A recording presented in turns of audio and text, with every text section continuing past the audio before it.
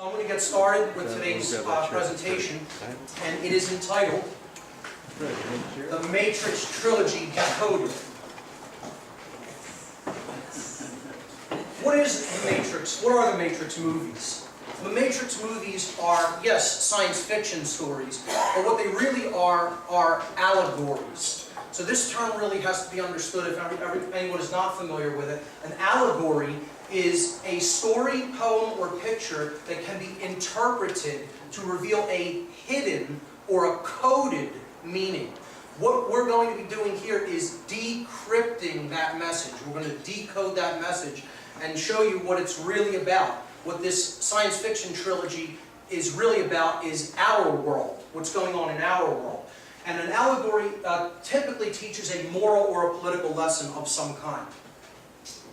So, the allegory of the Matrix is actually about our world being under complete control. It's about the control system that is already in place in our world that we're already living in. And it's controlled by hidden forces or occult forces. It is an allegory about how this planet is being turned into a prison society, and that we're already really living in that prison society and are largely unaware of that fact. Or at least the bulk of humanity is unaware of that fact. The people in this room are most certainly aware of it. But the good news about the Matrix, the allegory of the Matrix trilogy, is that it also shows us the key. It shows us how we can get out of that prison society that has been built up all around us. So, each movie answers a different question.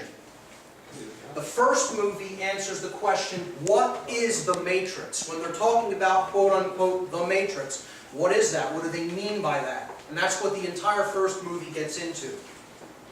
The second movie answers the question, why are we in the Matrix? What are the causal factors that led to this condition? And I would suggest that this is why the second movie is wildly unpopular in comparison to the first movie. For people who can see the control system, at least, and are not resistant to at least seeing the controls in place in our world, they're still very resistant to understanding why that control system is in place and what's perpetuating it. And most unpopular of all is the third film, because the third film answers the question, how do we get out of the Matrix? And that's the information that people are actually the most resistant to hearing, because that involves deep internal change in a person's thoughts, emotions, and actions. And that's the thing that they're the most resistant to. So that's why I would suggest the second and third movie did not nearly gain the traction of the first one. So let's start in and take a look at the first movie, which answers the question, what is the Matrix? The film begins in a hotel called the Heart of the City. So it's starting at the heart. This is very highly symbolic, as we will see, because one of the things people miss in this movie is that it begins and ends in the same place, in the heart. Okay? It actually comes around full circle, and Neo actually ends up in this building at the end of the film. Okay? So every movie, every one of the movies also begins with Trinity, the main female lead, played by Carrie-Anne Moss, in distress, in severe distress of some kind. Each movie starts with her under attack or in distress, okay? Because she represents the feminine force that is in distress in our world, okay? She's under attack by agents at the beginning of the first film.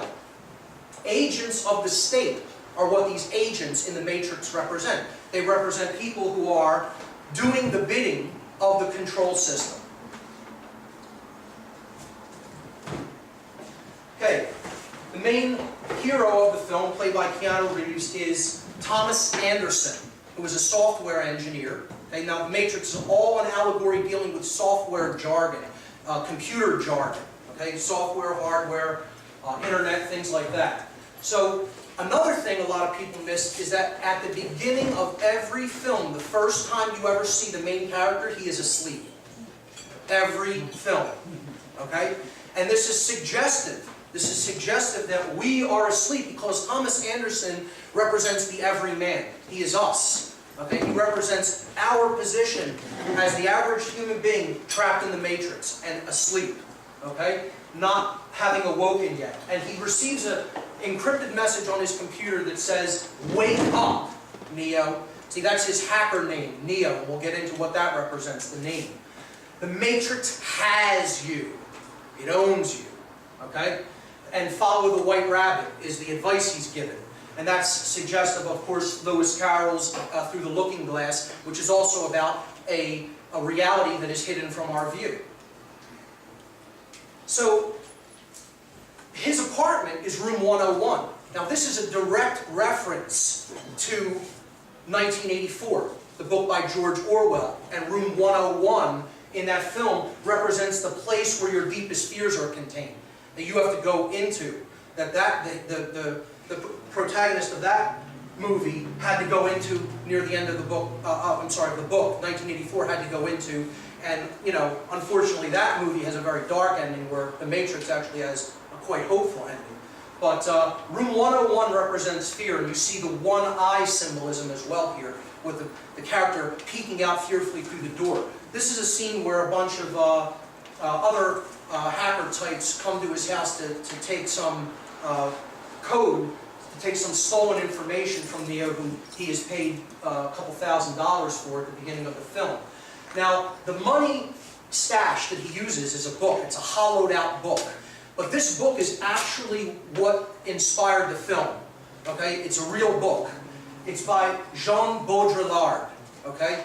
And it's called Simulacra and Simulation.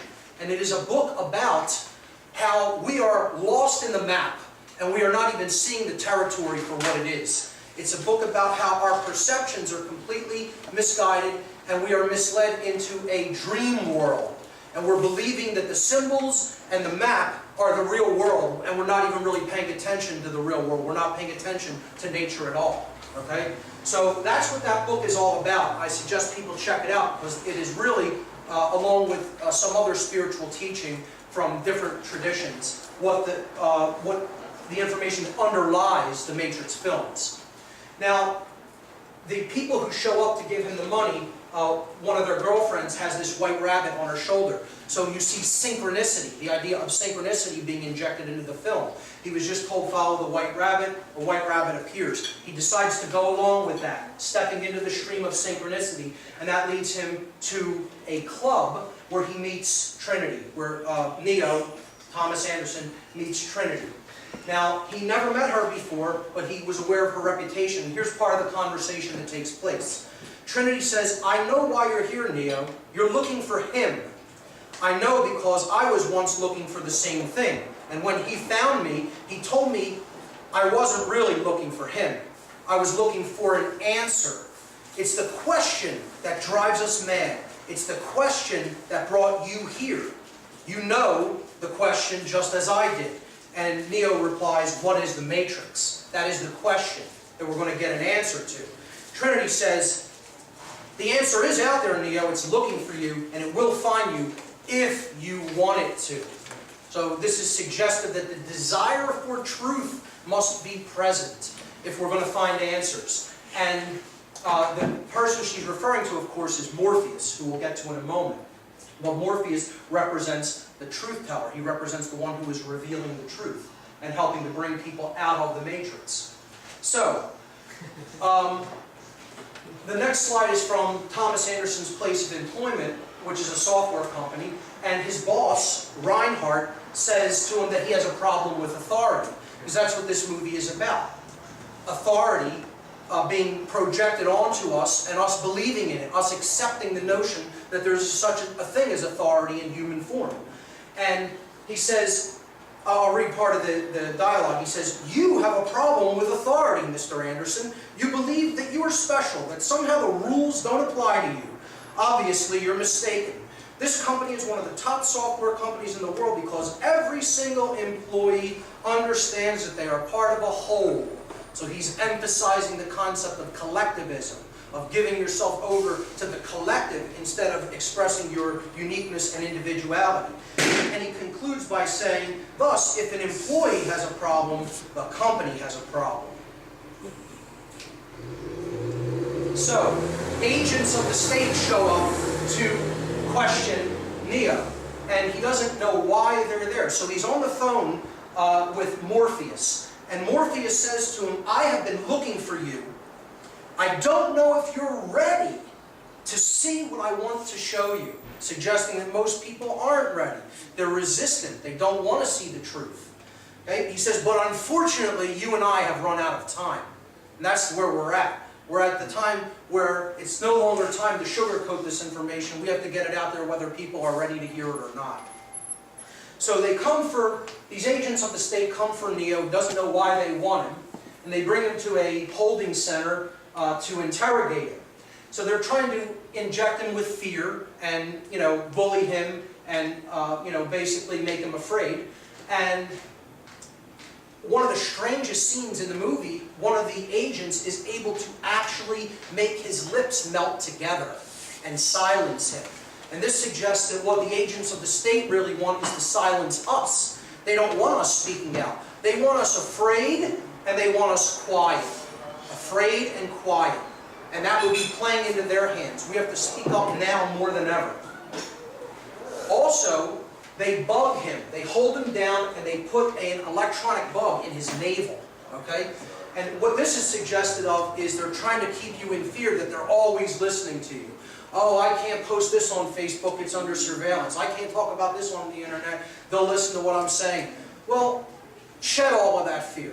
Come out, speak the truth. If you're standing in the truth, nothing's ultimately going to stand in your way. I want the agents of the state to hear what I have to say, because maybe they'll learn something. Alright? So that fear needs to be shed. So he finally meets Morpheus. Again, Morpheus in Greek mythology represents the god of dreams. He is revealing the dream. That's what Morpheus actually means. Okay? And this is a famous meeting between Morpheus, Trinity, and Neo. And Trinity brings them together. Trinity, who represents our emotions, brings our action, which is the will, which is what Neo represents, into alignment with thought, which is what Morpheus represents. So let's take a look at these three characters and what they really represent allegorically. They are different aspects of our consciousness, of the expression of our consciousness. And Neo represents, well, I'll start with Morpheus. Our consciousness, the expression of our consciousness, is composed of three modalities or dynamics: our thoughts, our emotions, and our actions. These are the three ways we express our consciousness. Morpheus represents the mind. He is the thoughts aspect of consciousness. So he is the mind. He is our intelligence. When we use the mind, we're gaining knowledge. We're making a connection with truth. That's what Morpheus represents. That which is going to show us the truth. Okay?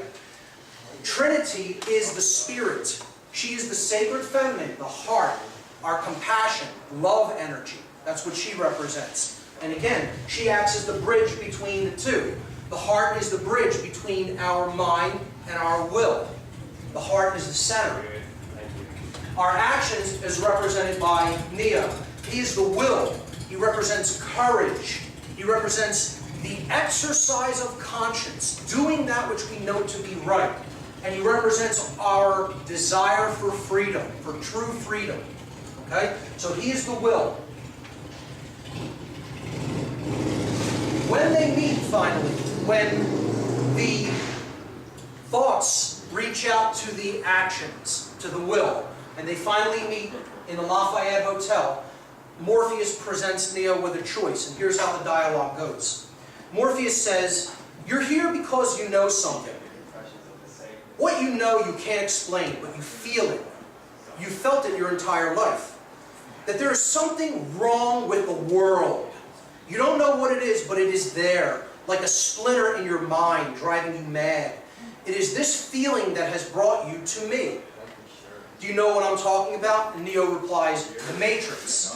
Morpheus says, "Do you want to know what it is? You want to know what the Matrix is? The Matrix is everywhere. It's all around us, even now in this very room. You can see it when you look out your window, when you go to church, when you turn on your television.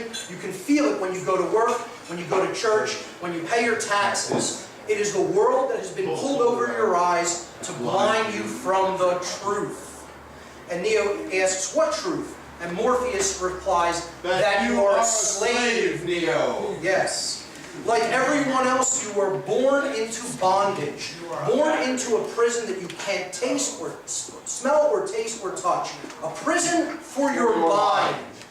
Unfortunately, no one can be told what the Matrix is. You have to see it for yourself. So this is the idea that we have to have our mind open enough to see the system of control that is all around us. No one can really explain it to us. We have to be open-minded enough to see it for ourselves. He says, this is your last chance. After this, there is no turning back. You take the blue pill and the story ends here. You wake up in your bed and believe whatever you want to believe. If you take the red pill, you stay in Wonderland, and I show you how deep the rabbit hole goes. Another reference to Through the Looking Glass. And this is suggestive that the truth, to understand the truth, is a choice that only we can make. And the frequencies represented by the two colored pills are something that is a part of the code of this allegory. See, blue frequencies are about passing. It's about passive energy, okay? And that means if you don't want the truth, you would be shifting toward the blue frequency field. Red is about pushing forward and engaging the will and going wherever the truth leads, okay? It's the masculine aspect, which is what we have to engage when it comes to the acceptance of the truth. We have to employ will to understand what is really going on in our world. So that's why he has to take the red pill and not take the blue pill. He has to accept the truth and move forward with it, to go where it leads as opposed to pass on. That's what that represents. Okay, so of course the main character, our hero, Neo, takes the red pill. Before he takes the red pill, Morpheus finally says, remember, all I'm offering is the truth, suggesting that it is not going to be a pleasant experience, because understanding the truth isn't a pleasant experience. Okay? Now the movie starts moving very fast from the point where he takes the red pill. And after he takes it, the regular world around him dissolves, it goes away, okay? And he wakes up in a horror-filled world. And that's what learning the truth is like.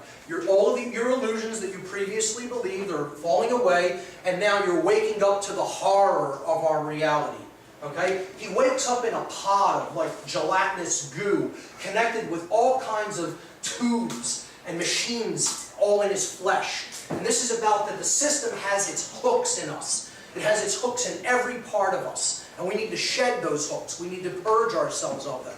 Okay? And when he looks around, for as far as the eye can see in every direction, there's human beings in these pods. Still completely unconscious and in this total machine system that's feeding off of their energy. Okay?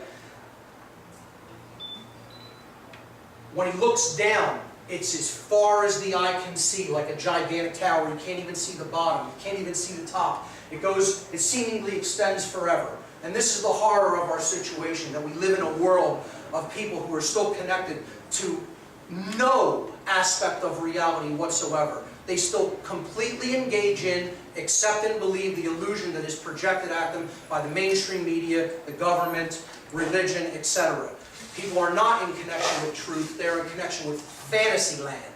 And they are all around us for as far as the eye can see. That is our actual situation. So the characters who are on Morpheus' ship finally rescue Neo. He gets ejected out a waste shaft, and he's picked up and he is brought on board the hovercraft of Morpheus and the other characters. The hovercraft is called the Nebuchadnezzar, and they bring him on board this hovercraft, and he's a wreck. They have to rebuild his muscles because he's never actually really moved his own muscles. He's lived in this pod. He's been grown like a plant instead of lived his life like a human being. And in a pod his whole life, so his muscles have atrophied. This represents the weakness that we're in when we first start waking up, when we first start coming out of illusion, okay? That we have to build ourselves back up, because it's like, you know, throwing someone a weight whose muscles have atrophied. They're not going to be able to catch it. They're not going to be strong. You know, when they're first, you know, starting to use their muscles, you know, they're just, you know, getting their legs under them. So it has to be taken slow in a stepwise progression to give people information when they're first coming out of the matrix. So he asks the question at one point when they're doing this work on his body, why do my eyes hurt? And Morpheus answers, because you've never used them before. So he's telling him, you've never seen the world for what it really is. You've never really opened your eyes. You've never really used your own eyes. You know, you've been buying into the illusions all around you, and you've never seen the world as it really is for yourself. Okay? So that's what that part represents. So Morpheus explains to him that they're on hovercraft, and they have computer technology there that allows them to jack into the matrix and broadcast a pirate signal, which allows them to project their consciousness into the machine's programming. We'll understand what that is as we get into the story of what happened on the Earth in the movie. Okay? But basically, these are the machines that they jack into the matrix through. And here you see them, he's putting Neo into one of these machines, and he's going to show him one of their programs that they call the construct, which is their loading and training program. Okay? So this is the construct that he takes him into, and they can project any kind of scenario that they want for training or learning purposes.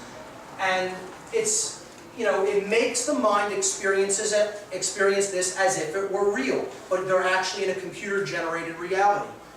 So Morpheus says, when Neo is surprised and he says, this isn't real, Morpheus replies and he says, what is real?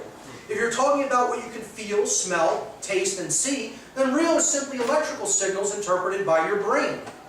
This is the world that you know now. The world as it was at the end of the 20th century. It exists now only as part of a neural interactive simulation that we call the Matrix. You have been living in a dream world, Neo. So in other words, the reality that he thinks is present is gone. The machines have taken over the world. Okay? And the Matrix, his former life as a software engineer, was all a projection by the machine. It wasn't the real world. The machines were projecting that reality for him to stay alive and keep engaging his mind so that they could be fed energy through that mental energy and physical energy of the body, of the person in the pod. Okay?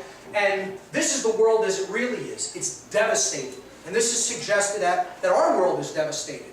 Our world is completely devastated. Truth is devastated. Nature is devastated. Okay? Ourselves are devastated. We are destroyed as a people. And there's just a wasteland. And, you know, the machines basically are running the show. And what that suggests is machine consciousness is running the show. So, humans are no longer born as he describes it. They are now grown in these pods. And these are harvesting machines. These big, huge octopus-like creatures are harvesting human beings that are all in each one of these little pods. And this is how they live from their birth. They're in these machines and they feed the system. They actually give their energy to the system. This is about us feeding the system through our compliance with it. So Morpheus says that the AI that took over the world was a singular consciousness that spawned an entire race of machines. He refers to it as a consciousness. Again, it's machine consciousness. It is intellect with it completely divorced from any wisdom. It is intellect completely divorced from any true care or heart or compassion. That's the machine world. The world of I don't care as long as I get mine. That's the matrix that we're living in. That's the consciousness that fuels that system of control. Okay? So, he says, the machines have found all the energy they will ever need, meaning human beings. They eat us, they feed on us. He says there are fields, endless fields, where human beings are no longer born, they are grown. For the longest time, I wouldn't believe it myself. And then I saw the fields with my own eyes. Standing there facing the pure, horrifying precision of it all, I came to realize the obviousness of the truth. And here's where we get the answer to the question of the first movie. Morpheus answers the question himself. He says, what is the matrix? Control. Control is what the matrix is. And the system that we're living in is all about control. A police state society. Total lockdown society coming in. Brought on by keeping people in a completely illusory, dumbed down condition from the moment that they are born. And that's what the machine consciousness is all about, and keeping people in a completely asleep condition from the moment that we're born is like. He answers the question. There it is. What is the matrix? Control. The matrix is a dream world built to keep us under control in order to change a human being into this. And he holds up a battery, because we are their fuel through our consent to this system of control that has been built up. I would suggest that what the matrix ultimately is this. It's not just control, it's a specific kind of control. The matrix is mind control. This is where the real matrix is operating. It's operating in the realm of mind to keep people in a dreamlike state, in a state of unconsciousness, so that they cannot really see what's going on in our reality and just accept the projected version of reality at face value. Neo is horrified by this and immediately tries to reject it. Of course, when people are first waking up to the nature of our reality, they're very angry. And they want to lash out at who's telling them the truth. They don't want to hear it. So he says, no, I don't believe it. It's not possible. And Morpheus again responds, I didn't say it would be easy. I just said it would be the truth. That's all he was ever offering him. He wasn't telling him you're going to wake up to a wonderful fantasy land. You're going to wake up to a wonderful world. You know, you're going to wake up and see the truth for what it is. A world of horror that it's our responsibility to change. Okay? So he hits him with even harder information after that, which he's even less prepared to handle. He says, Neo asks him, I can't go back, can I? And he says, no. But if you could, would you really want to? You know, who wants to go back into the illusion world after they see the world as it is, even though it's horrible? You know, most people don't make that decision. They want to at least know what the truth is. And he says, we never free a mind once it reaches a certain age. It's dangerous, and the mind has trouble letting go, which you can see in the world with people who have developed real attachments to the system. It's very difficult for them to let go of it. He says, I did what I did because I had to. When the Matrix was first built, there was a man born inside, which we call the One. Morpheus calls him the One, who had the ability to change whatever he wanted, to make the Matrix as he saw, remake the Matrix as he saw fit. It was he who freed the first of us and taught us the truth. As long as the Matrix exists, human beings will never be free. And what was the Matrix? Control. So substitute the word, the allegory, put it in there. As long as the Matrix exists, human beings will never be free. What is the Matrix? Control. As long as the desire to control exists, you will never be free, ever. So, he says, after he died, meaning the One, his return was prophesied. And it was prophesied that his coming would hail the destruction of the Matrix, the destruction of the world of control. And that the war between us and the machines would end, bringing peace to our people, bringing freedom to our people. He says, that is why there are those of us who have spent our entire lives searching the Matrix, looking for him. I did what I did because I believe that search is over, referring to Neo. So he just drops onto Neo that he believes that this guy is the savior of humanity, that he's the savior of the world. He just woke up, he's newly woken up to the reality that's all around him, and he's still horrified by it. And now this guy just hit him with the fact that he's the savior, or so Morpheus believes. Okay? So let's continue. Morpheus then, okay, let's look at what the name Neo really means, allegorically. Neo represents our neocortex, the higher part of the brain, and the newest part of the brain in evolutionary terms. Neo is a Latin prefix meaning new. Okay? It's also an anagram for the word one. You just rearrange the letters of Neo and you get one.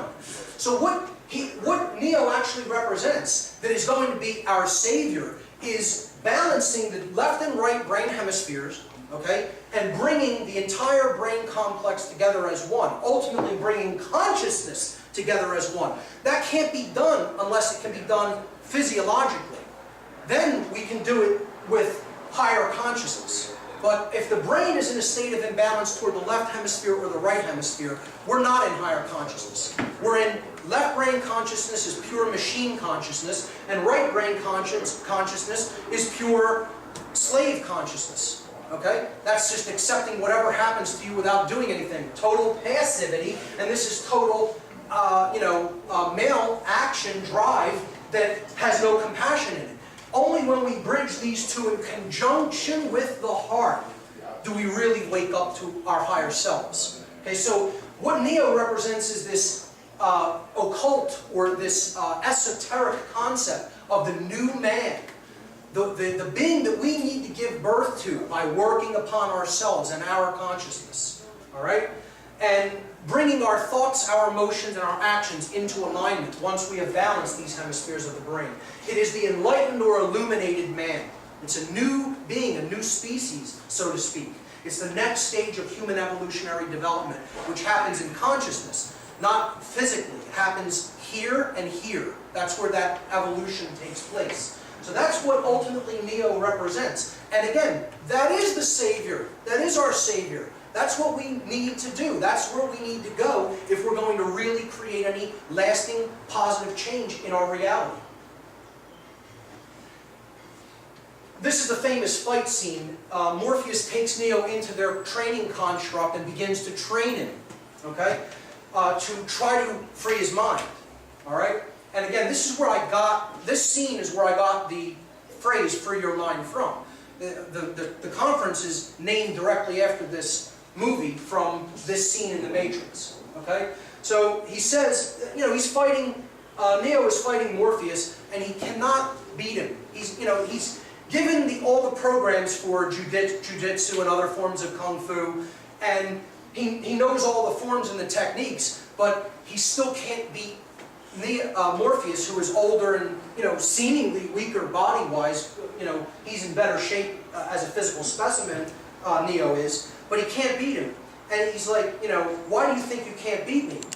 And he says, do you believe that me being any stronger or faster here has anything to do with my muscles in this place, meaning the construct? So he's trying to explain to him this is all about being strong here in the mind.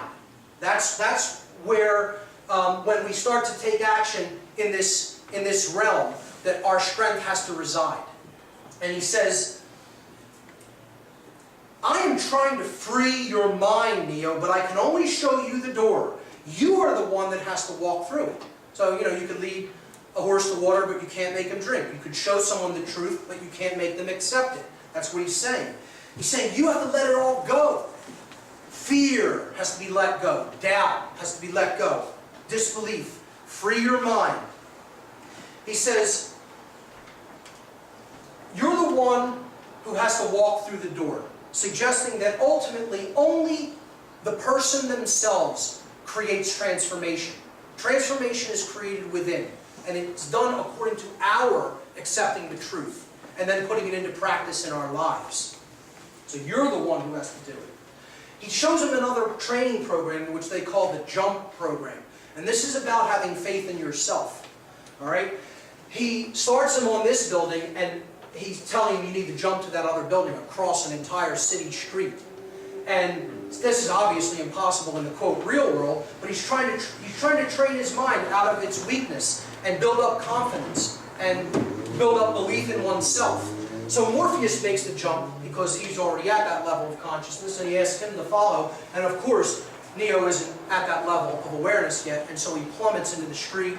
And the street doesn't kill him. It acts like a trampoline, but he kind of is a little bit injured. He spits up a little bit of blood, and and he says in this, if you're, after coming out of that program, spitting up some blood, he says, if you're killed in the Matrix, that means that you die here. And Morpheus simply responds, the body cannot live without the mind. So ultimately, the mind is what's creating our projections in the real world. So, continuing, he then shows him another training program that is all about the agents of the system and how they're really all around us. And the agents can be anybody within the system, because the system is what people are attached to. Okay? So they're not willing to follow the truth. They're not willing to do the right thing. They're going to do whatever the system commands them to do. So anybody's a potential agent of the control system. Morpheus says the Matrix is a system. That system is our enemy. When you're inside, what do you see? Businessmen, teachers, lawyers, carpenters. The very minds of the people we're trying to save. But until we do, these people are still part of that system, and that makes them our enemy. You have to understand that most of these people are not ready to be unplugged. Many of them are so inured, they are so hopelessly dependent on the system that they will fight to protect it. They will fight to protect their enslavers. They don't want to be free because they've never even understood what the concept of freedom is, let alone practiced it or lived it in their lives. They love being under control. They love being dominated. They love being enslaved. And they want it to stay that way, because it staying that way means ultimately they have no true personal responsibility, the thing that they're really trying to duck more than anything else. So he's trying to explain to them, these people basically love it the way that it is. And many of them aren't ready to see the truth and be unplugged from the mind control system. So he says, were you listening to me, Neo, or were you looking at the woman in the red dress? This is a clear reference to the occult concept of the Scarlet Woman, and it represents the base desires. It represents staying in ego consciousness, being distracted, having your work put to the back burner due to distractions, things like that. And he explains to him, he tells him, look again, and when Neo turns around to look for the woman in the red dress, it's an agent holding a gun to his head. Okay? So what he's trying to tell him is that agents of the system can be anybody. They can infiltrate anywhere. And he says, this is a training program that's designed to teach you one thing. If you're not one of us, you're one of them. Anyone that we have not unplugged is potentially an agent. Sooner or later, someone is going to have to fight them. Every single man or woman who has ever stood their ground, everyone who has fought an agent has died. But where they have failed, you will succeed, because their strength and their speed are still based in a world that is built on rules. Because of that, they will never be as strong or as fast as you can be. And Neo says to him, what are you trying to tell me? That I can dodge bullets? And Neo says, no. I'm trying to tell you that when you're ready, you won't have to. That this will not have to come to a hot revolution if we can do it in consciousness. If we get to a level of consciousness where we stop holding on to our attachments to this control system, we won't have to do this with a war. We will be able to do it by stepping away from the control system and letting it fall, by refusing to comply, by stopping giving our energy to it, to perpetuate it through our own energy. That's the real solution. And not a single bullet would have to be fired if we can get it done that way. And that's what all of my work is about. 100% of my work is to try to avert that hot revolutionary potential. I don't want to see it come to that. I'll be ready if it does come to that, guaranteed. But that's not what I really want to see happen. Otherwise, if I did want to see that happen, I would shut my mouth and never say a word. All of my work is to try to avert that. All of it. Okay? So, the next scene is about Cypher. He's one of the crew on the Nebuchadnezzar, Morpheus' ship. And he is hardly upset by what he has learned in the real world. He hates being unplugged from the Matrix and wants to go back in. He wants to go back asleep. He wants to just live out his life and just feed his base, ego-driven desires, and not pay attention to the truth, and not try to change because he doesn't have the will to do it. He doesn't have the will, the sustained effort and will to continue to press forward. So his question is, why, oh why, didn't I take a blue pill? You know, I woke up to this world of shit, basically. And I hate it, and I don't want to be a part of it anymore. I want to go back to sleep. All right?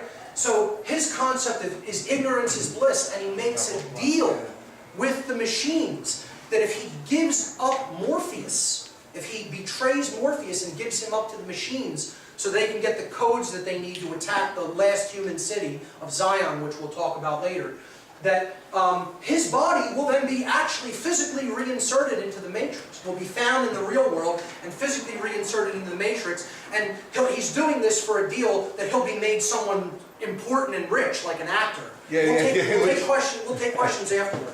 So he's going to betray the crew, okay? And one of the next scenes is the heroes go into the Matrix because Morpheus is taking Neo to see another character known as the Oracle. We'll get to what she represents. She's basically one who makes prophecy about what's going to happen in the future.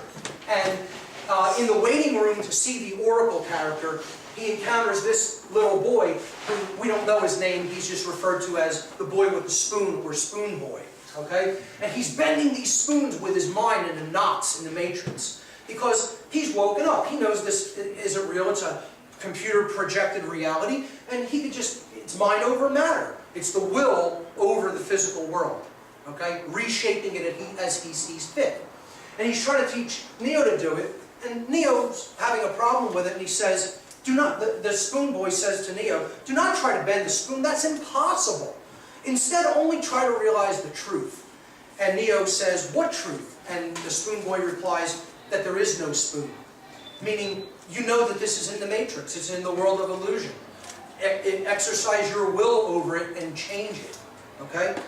And he says, there is no spoon. He says, only then will you see that it is not the spoon that bends. It is only yourself that bends. Okay? So he's saying, you have to change in here. And in here, if you want to see change reflected in the external reality. It has to happen from within first. Neo finally meets the Oracle character, represented by this black woman, and she is about prophecy, she is about the intuition, and she is about knowing the self. That's what this character represents. She's the deep innermost recesses of the subconscious mind. Okay? And she tells Neo that he should look at the sign behind the door. Behind her door when you walk into the temple of the Oracle. This is a clear reference to the Delphic Oracle in Greece, which was the center of the Hermetic mystery traditions in the ancient world. And this is the main saying, here you see it in Latin, temet nosce. In Greek, I don't know what the inscription was off the top of my head, but basically what that means is know thyself. And in the Hermetic tradition, they said, know thyself, and only through knowing thyself will you know the universe and the gods. Okay? So, this is the ultimate command of all mystery tradition teachings. If you don't know the self, you're doomed. If you know the self, then you can create wondrous change in the world. And that's the problem. We don't know ourselves. We've forgotten who we are. And we don't understand how consciousness works to create the reality that we're witnessing and that we're experiencing. And therefore, that's why we continue to create in ignorance. If only when we know the self will we create consciously. So she says, do you know what that means? It's Latin. It means know thyself. Being the one is just like being in love. No one can tell you you're in love. You just know it through and through. She says, sorry, kid. You have the gift, but it looks like you're waiting for something. Maybe in the next life, who knows? So he hasn't built up the confidence. He doesn't know himself enough to know he is the one. He hasn't come to that awakening level yet, that level of consciousness to know he's the one who has to go out and make change. Okay? So she tells him, well, it seems like you're waiting for something. You know, you don't know that you're the one? Well, then I guess you're not. If that's what you believe, then it's true. So he leaves kind of despondent. And back on the ship, Cypher betrays some of the other characters and kills one of them. All right? And he takes over the ship, and he finally betrays Morpheus, and Morpheus falls into the hands of agents within the Matrix before they can actually get out.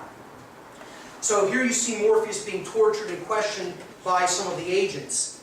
And Agent Smith says to Morpheus, in reference to the Matrix itself, the system of control, have you ever stared at it and marveled at its beauty, its genius?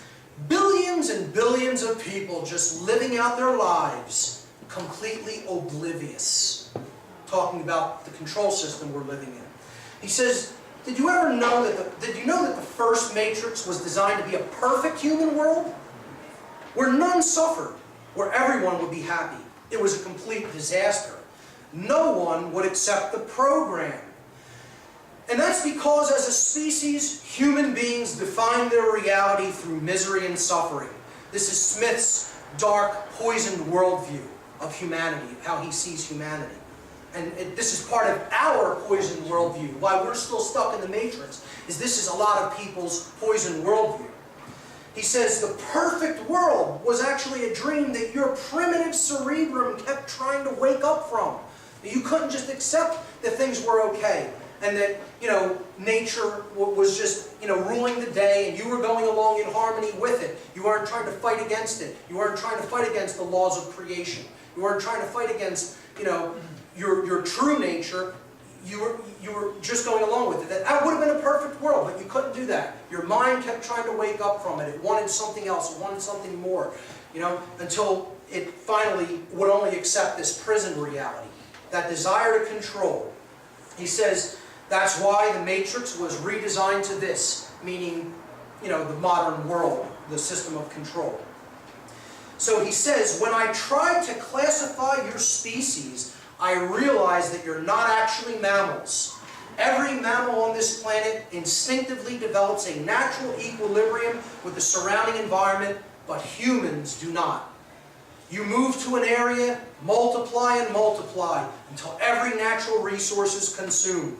The only way you survive is to spread to another area. There is another organism on this planet that follows this same pattern. Do you know what it is? A virus. Human beings are a disease, a cancer of this planet. You are a plague, and we are the cure, meaning the machines. Because he's one of the programs in the machine world. So that's his worldview. And that is the dominator's worldview. That is really what they think. That's how they think. And unfortunately, they have infected our minds with that worldview, and many of us think that same way. We're not a virus. If we continue to think that we are, we're falling right into their game, into their hands, and believing in their worldview, which is ultimately going to lead us right into their continued control. So he's trying to break Morpheus' spirit. He's trying to break his mind. So Neo and Trinity go back into the Matrix to lead a rescue attempt of Morpheus. Okay? And this is basically, you're trying to rescue the truth and keep the truth alive. That's what these characters are doing. That's what this represents. Morpheus is the truth. They're trying to rescue, to save the truth from being exterminated, from being broken. Okay? And there's another theme in the movie of going up. We'll return to this later.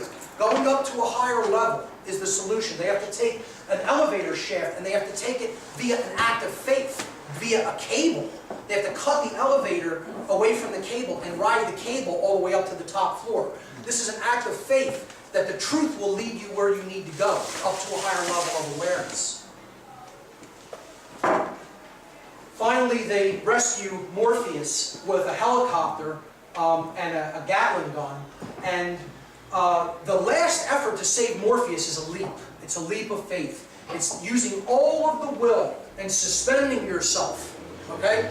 Completely extending yourself to come into harmony with truth. That's what this scene represents.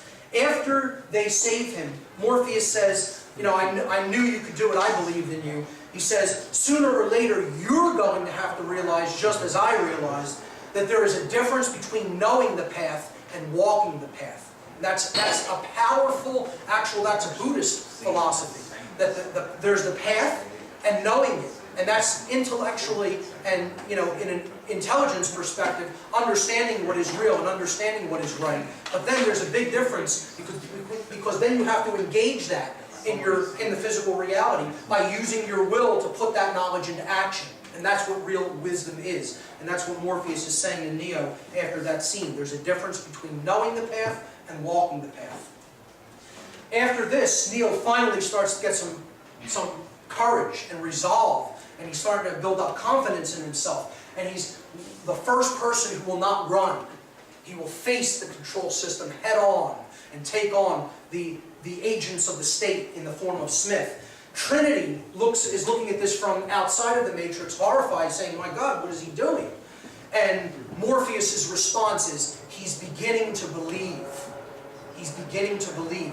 Because he's beginning to believe in himself. That he is an agent for change.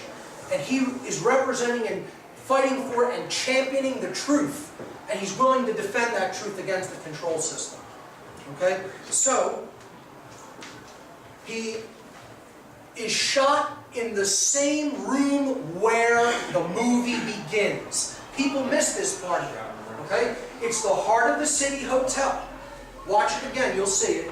In room 303, which is where Trinity was under assault at the very beginning of the movie. So we've come full circle.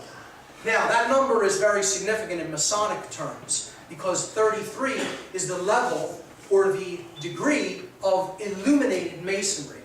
Okay, the 33rd degree. Because it's the degree of temperature when water begins to melt. It's frozen as a block of ice, meaning we are encased in ice. Our heart is not actually, we are not warm, or we have not thawed our negative emotions. Our care is not really flowing. But when we come up to the 33rd degree, the light of the sun, knowledge, okay, of the true self, has thawed it and has turned it back into water. Okay, so that's what 33 represents there. And I guarantee you that is no accident. He is shot and dies in the Matrix, in the world of illusion. Because the 33rd level in Freemasonry is also about death and rebirth. It is about resurrection to a new form of consciousness, to enlightened awareness, which is why it is called the first level of the illuminated degrees of Masonry. Okay? So that's what this part of it is. He is shot and killed, and he is now dead to the world of illusion. But now, this next scene, he is revived. He is resurrected and brought back to life by Trinity in an act of love. She kisses him and brings him back to life. This is representative that only true care and compassion can finally resurrect right action. That's it. She represents the sacred feminine energy of true care and compassion and love energy. And that's the only thing that can ultimately resurrect right action in the world, which is what Neo represents, our will. When he comes back to life, it is the most significant, is probably the most important part of the entire film. Because he says one word when he stands up, after coming back from the dead. Okay, he says one word, and that word is no. No is the word that Neo speaks when he comes back to life. And this is suggestive that only when we begin to say no to the control system are we ever really going to really be reborn and really come back to life as a species. The agents of the system fire their guns at him, and he can now stop the bullets just by projecting his consciousness. And this is representative of, again, if we come up to that level of consciousness and say no, no bullets will have to be fired, ultimately. We'll be able to stop that eventuality, that negative future. So, the word no, I call it the most powerful word in the universe in my work. The concept of apophasis, A-P-O-P-H-A-S-I-S.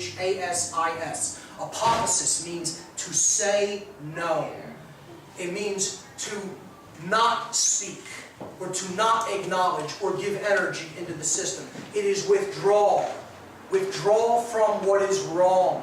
And in withdrawing from what is wrong, we're ultimately doing what is right. So that's the most powerful energy, the lost word it is called. And that's what we need to step into, that form of consciousness. When he wakes up, he can see the code of the matrix. He can see it for what it really is. He has new sight. He has new eyes. He is now really realizing the truth. And he can seemingly fight the control system now with a hand behind his back. It's becoming easier for him because he now can see the truth. So the illusion as it's projected at him now, he can strike it down at will. He actually lunges himself forward and projects himself like a missile at the center of Smith's being, the agent. And he goes into his body, and he blows him apart from the inside in a hail and a shower of light and green energy, which again represents care and love. And this is suggestive of, we need to get into the heart of the people who are actually still giving themselves over to this control system, the agents. We have to reach them ultimately. To change them, help to change them from the inside through care. And then we won't have to, like I said, have a hot revolution. A single bullet wouldn't have to be fired if enough people get to that level of consciousness and are willing to do that work. Therein lies the problem. That there doesn't seem to be enough people at that level of consciousness and who are also willing to engage that work. I keep telling people on my show, we are not going to change this reality unless we can reach the people who are still willing to give over their mind and body to this system of control. You have to change their mind. Actually has to be changed. And people need to be willing to do that work of influence and that work of reaching out to those people. Otherwise, forget it. It isn't going to happen. We're going to see a very dark and painful future if more of us don't wake up to that level and become willing to do that work. So, the movie ends with the phrase system failure, the control system coming down, the hope of it coming down anyway. And Neo says, I know that you're afraid. He's talking to the agents inside the Matrix now. I know you're afraid. You're afraid of us. You're afraid of change. I'm going to show all of these people what you don't want them to see. I'm going to show them a world without you. A world without control. Without boundaries. A world where anything is possible. And synchronistically, when he's saying the words where anything is possible, right after that, when this fades out, it zooms in to the M and the F, male and female, I would suggest. Okay? The masculine and feminine consciousness that is within us being bridged and brought together, and it opens as a doorway into another world. And that is how the first movie ends. Very powerful symbolism. Okay? Let's take a look at the second movie. So, the second movie is about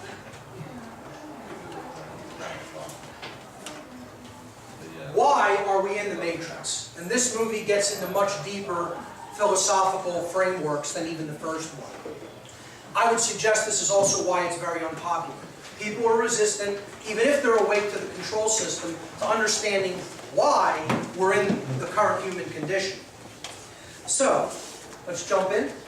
Once again, the movie opens, the sacred feminine, under distress, okay, being accosted, being shot at, falling from a building, okay, falling, care, who she represents, love is falling after being, pummeled with bullets, okay, and Neo is asleep still. This is suggesting that he may see the Matrix, may be able to start working within it, okay, and finding his power, but ultimately he's still asleep. There's still more for him to know, and that's about why this is created, because only in understanding the reason for something, the causal factor, can we really understand what's necessary to undo it, okay? We get our first glimpse of the last human city, the only place the machines haven't completely wiped out. It's called Zion, and people have a very misunderstanding of what this city represents. In the Kabbalistic tradition, in Kabbalah, Zion actually represents the spiritual center of creation, where the manifested reality is projected from.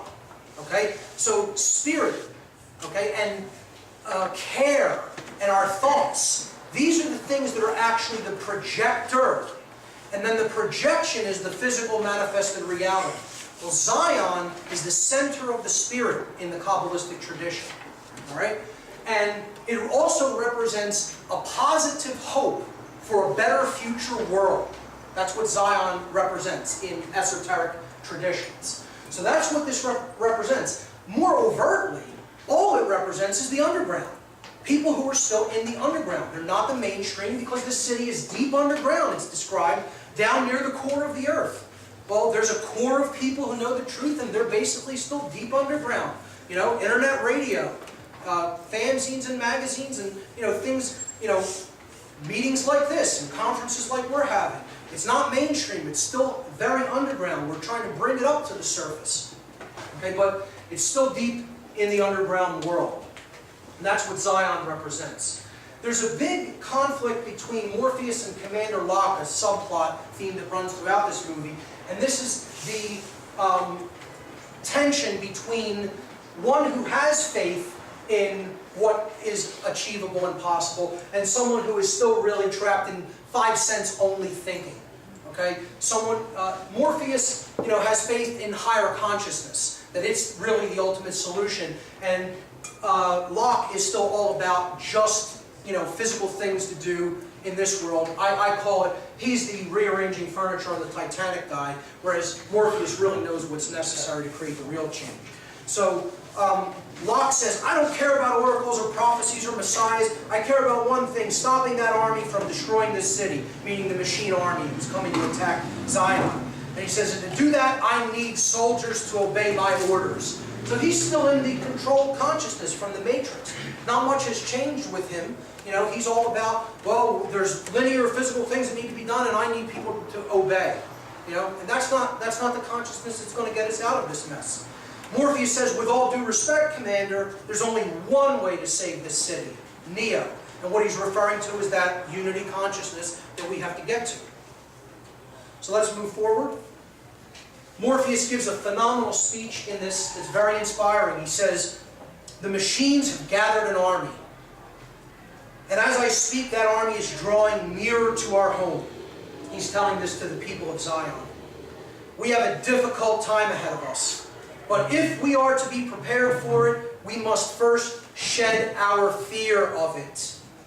I stand here before you now truthfully unafraid, because I remember that for 100 years we have fought these machines. I remember that for 100 years they've sent their armies to destroy us, and after a century of war, I remember that which matters most. We are still here. He says, tonight, let us send a message to that army. Let us make them remember that this is Zion, and we are not afraid. So, incredibly powerful speech delivered by Morpheus about fear and how to conquer it. In this scene, we see that Smith has a new ability in this film to replicate himself. Agents are now replicating, and they're everywhere.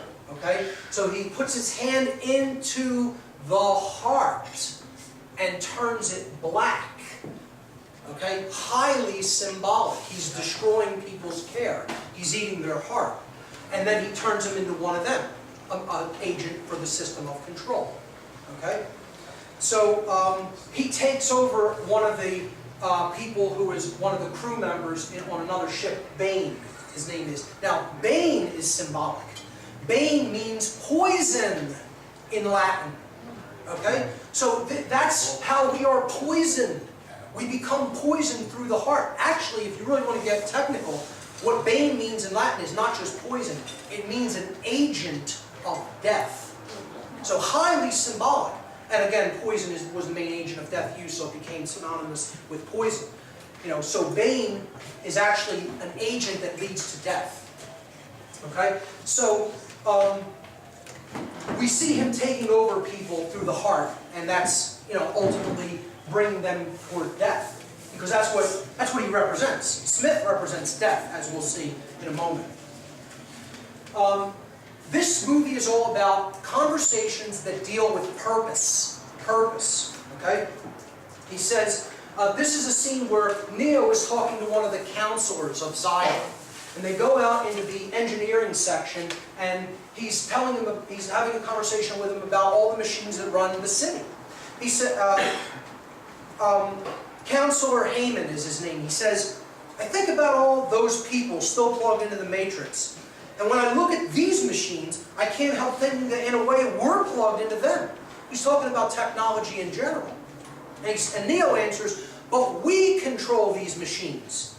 They don't control us. And the counselor replies, it does make one wonder just what is control. Neo replies, if we wanted, we could shut these machines down.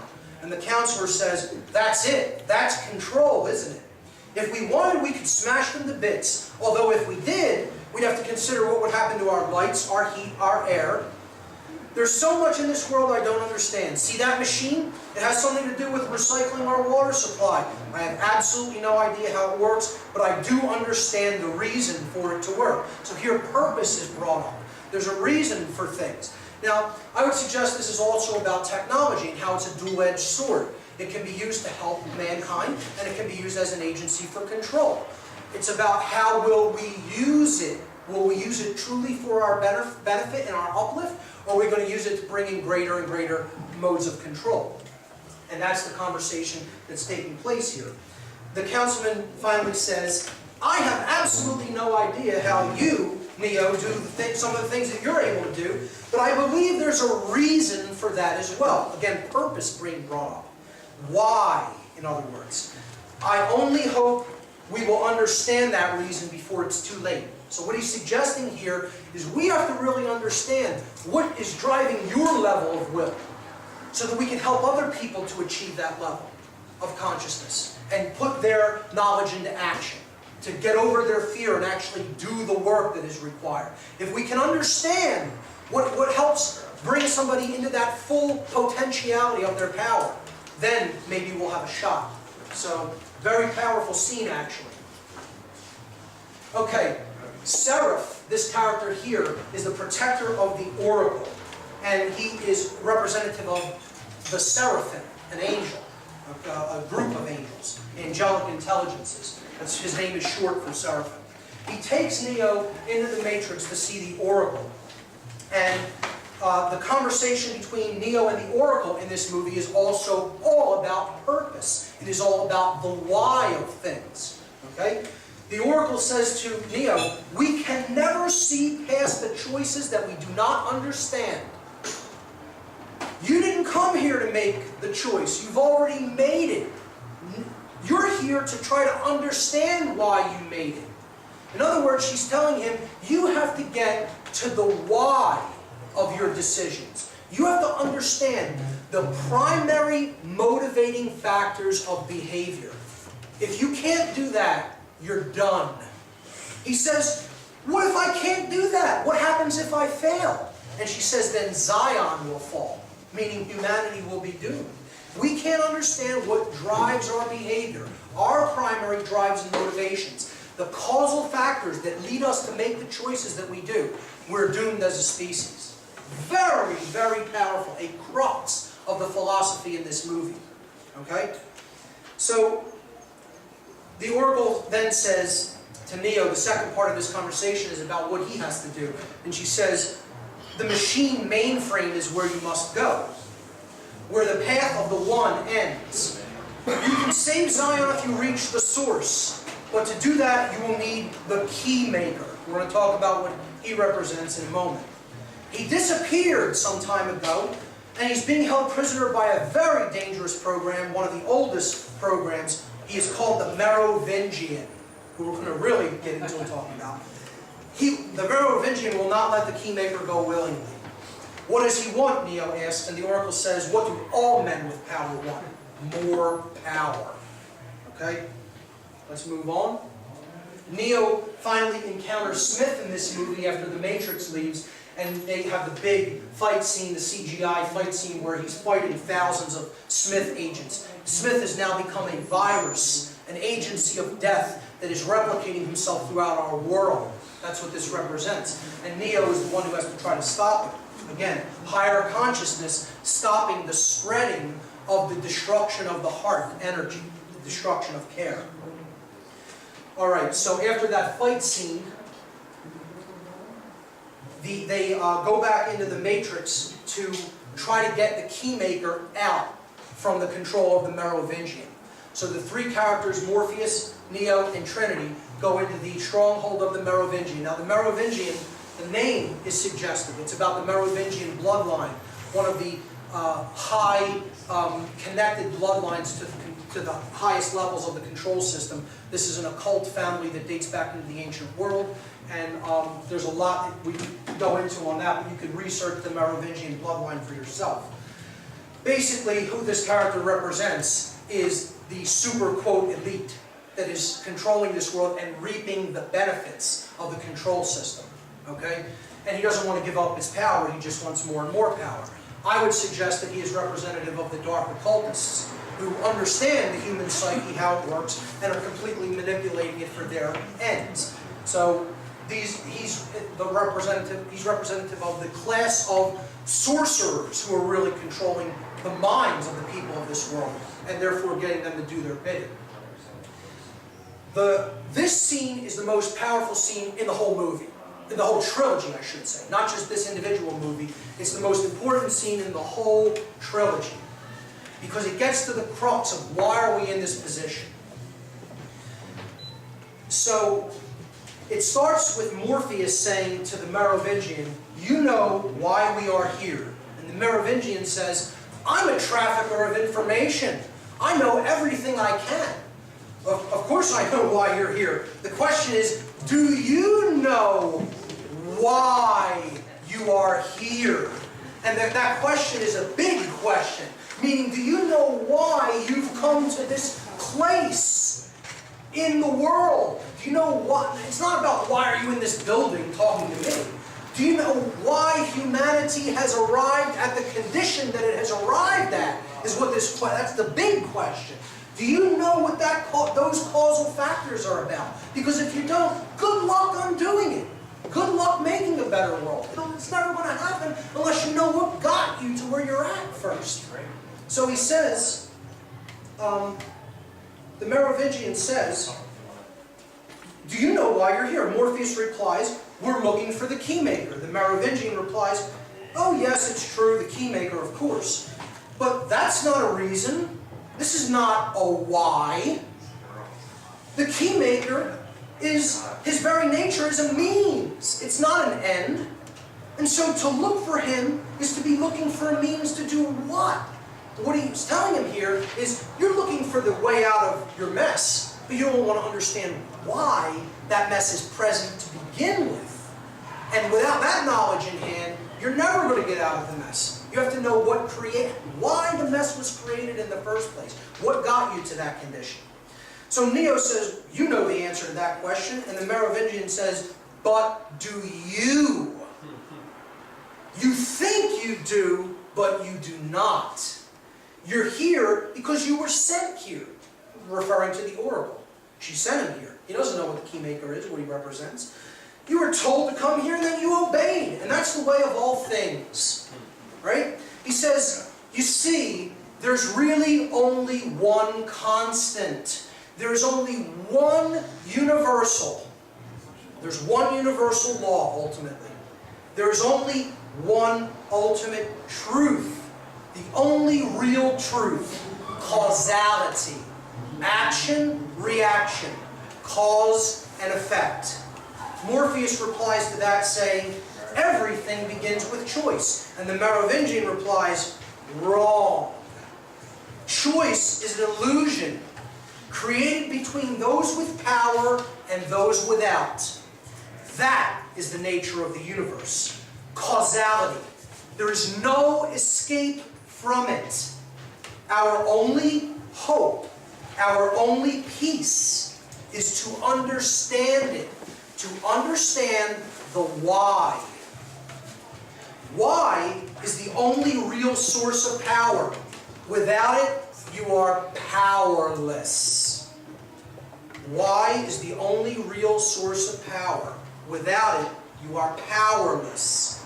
Another link in the chain. The chain of servitude and slavery, until you understand the why. There it is. There's the conversation happening between the five of them. Of course, this is Persephone, the wife of the Merovingian. He ultimately represents Hades, or Satan, okay, in mythology. And this is Persephone, the wife of Hades, who is held captive by Hades in Greek mythology. Again, it's another symbol of the sacred feminine being held captive by the force of evil and control. So, why is the only real source of power? Without it, you are powerless. Understand that.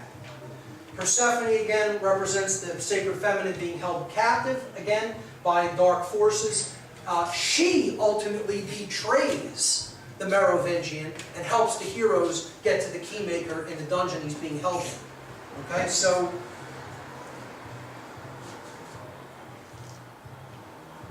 they finally do get the Keymaker after a long, drawn-out battle with the Merovingian's henchmen. And that these, again, represent all people who have attachment to the control system, who are willing to just follow along a madman and a person who's evil and just totally driven by control for money, or for status, or for, this notion of themselves as, somebody who is fulfilling a role or a purpose. That's what they think is ultimately important and why they want to do it. They don't know anything else. That's what they know to be their purpose. And so, therefore, they give themselves totally over to something that really isn't doing anybody any real good in the world. They think that it is, but it isn't. This scene on the highway, where Morpheus has to rescue the Keymaker, ultimately represents the importance of defending truth on the information superhighway, the internet. That if we're going to really get the truth out there to people and unlock them, unlock their minds, we cannot let the internet fall into the hands of the agents. So that's what that whole battle is about, getting the Keymaker off of the, rescue him on the internet, on the superhighway. They finally do rescue the Keymaker with Neo's help. Neo has to come down and swoop them out of an explosion, a huge explosion.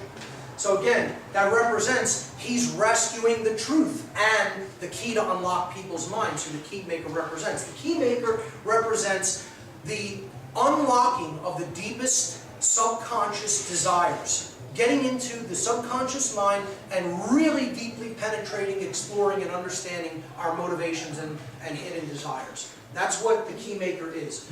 And that's why they need him. That's why they can't really do what they're going to do, which is unlock people's minds without the knowledge of how to do that.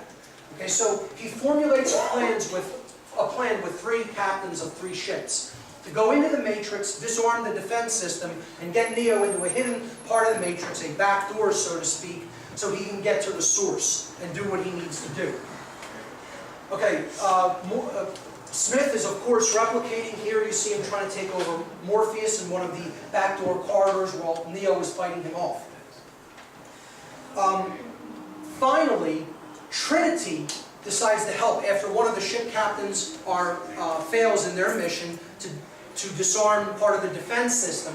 Trinity decides to go into the Matrix. After promising Neo she would stay out of it, he's trying to protect her at this point because he has seen her death in a vision, in his dreams. And he doesn't want her entering the Matrix to try to change the plan, to try to make the plan work, but she goes in anyway. She decides to sacrifice herself to go in, even though there's tons of agents in there, to bring down part of the control grid so that the Keymaker, Morpheus, and Neo can do what they need to do. Finally, it succeeds, and the Keymaker opens this back door in the Matrix. Again, these are the subconscious, hidden desires that are all locked up and bound up in our mind that have to be unlocked, that have to be penetrated and walked into so we can understand the why of our behavior. Okay? And Neo finally walks through the door, and this is Stargate symbolism. This is, again, going into the state of light symbolism, of enlightenment, of real, true knowledge of self, which is why he walks through a blinding door of white light. All right? He ends up in a room filled with screens, and this is the realm of the architect of the Matrix. And this is where the key conversation happens in this second film. This is the architect of the Matrix, and this is Neo having a conversation with him. Here's how it goes. Neo asks, why am I here? Again, here's the first question. Why? Purpose. What is the purpose? Why am I here? The architect says, your life is the sum of the remainder of an unbalanced equation inherent to the programming of the matrix. The matrix is older than you know. This is the 6th version of it. Okay? So this is news to Neo. He is not aware of this. In other words, he's telling him there have been other incarnations of humanity. There have been other destructions through cataclysms. Okay? This isn't the first time around on this great wheel of karma. You've done this before. That's what the architect of the matrix is telling Neo here. And he says, this is the 6th version. As you're undoubtedly gathering, the anomaly is systemic. It creates fluctuations in even the most simplistic equations. So this anomaly that he's talking about, what is it? Neo immediately recognizes it and he says, choice. The problem is choice, isn't it?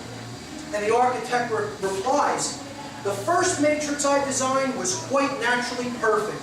It was a work of art, flawless and sublime, a triumph equaled only by its monumental failure. Again, because the human mind rejected that perfection. I redesigned it to more accurately reflect the varying grotesqueries of your nature. However, I was again frustrated by failure. The answer was stumbled upon by an intuitive program. And he's referring here to the oracle, again, who represents the intuitive capacity. Initially created to investigate certain aspects of the human psyche. Again, another reference that these are all aspects of the psyche, these programs. If I'm the father of the matrix, she would undoubtedly be its mother. Neo says the oracle. And the architect says, she stumbled upon a solution whereby 99% of all the test subjects accepted the program. And what was this solution? The illusion of choice. The Hegelian dialectic. Do you want the Republicans or do you want the Democrats? Do you want labor or conservative? Do you want liberal or conservative? Coke. You know, Coke or Pepsi, exactly. And that illusion of free choice is what gets people, even though it's a false choice, it's a false paradigm, gets people to accept the program of the matrix. And what the choice ultimately is, do you want this form of control or do you want this form of control? But either way, you're under control. See, it's this hand or this hand, but either one's going to punch you in the teeth. Because it's controlled by the same mind who doesn't give a damn about it. Okay? And that's the false choice that people are presenting. Hegelian dialectic is what this is called. The presentation of a false choice to give the person who you're controlling the illusion that they've made the choice for themselves. And this is all an illusion, just like politics. It's all an illusion, it's all fake, it's all puppet show, and the puppet master is getting ready to knock you out. Because he has the puppets on both hands, and whichever one you pick, you're getting knocked out by, you're getting dropped with. Okay? So, he says that those who refuse the program, while a tiny minority, if unchecked, would constitute an escalating probability of disaster and failure. Meaning, even, he's trying to control the people who have woken up from the matrix. He wants everybody under control. He's not happy that even some people came out of it, because as long as there's some that came out, there's a possibility that they can bring the whole system down. So, Neo says this is about Zion, isn't it? Meaning the people who are awake, the people who have really come back to true humanity. And he says, the architect says, Zion is about to be destroyed, because he sent his machine army after them. He says, this will be the 6th time we have destroyed it, 6th extermination of humanity, and we have become exceedingly efficient at it. The architect then says to Neo, the function of the one is only to return to the source, after which he's required to select from the matrix 23 individuals. That's a highly symbolic number, which represents escape. Getting out is what the number 23 represents in occult terms. In other words, he got out of the matrix, but he's going to reload it. That's where the name comes from. You're just starting the same system of control all over again. Because most people, when they come out of one system of control, what do? They build up another one. It isn't about laying down the sword. It's, let's make a new system of control.